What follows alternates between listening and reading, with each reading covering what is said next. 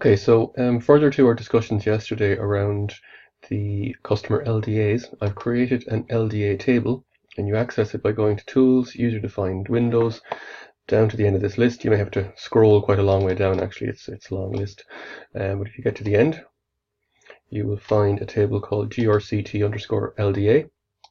I've put in some test data here initially.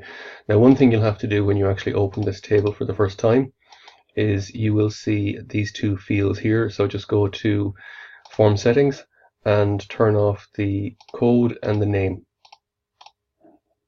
Click OK, and these are the fields that you want to see. So the first field here gives us a list of your customers, and you can sort this list by name or code, whichever you prefer.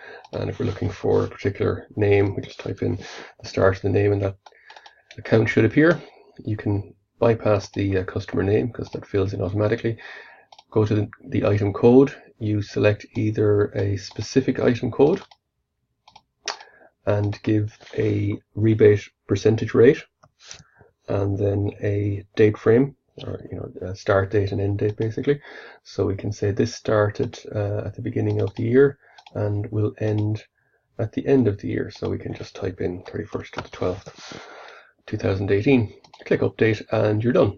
If you want to add additional items relating to that customer, you can just copy down the customer's code, select the other item, select the different, well, presuming it's a different rebate rate, it could be the same I guess, and enter a start and end date again. So just hit the 1st of the 1st, 31st of the 12th, and update, and keep going.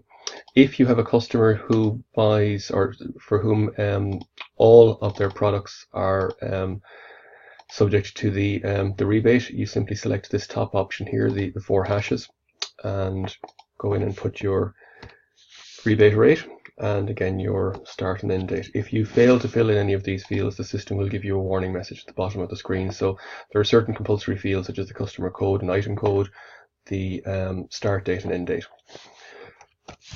So we just continue then, put in our closing date or end date, click update, and we're done.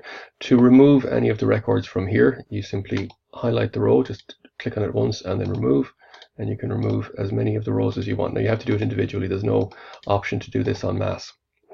Once you're finished, you click update, the system will come back and ask, are you sure you want to delete this data? If you say yes to all of the removed records will be deleted from the system.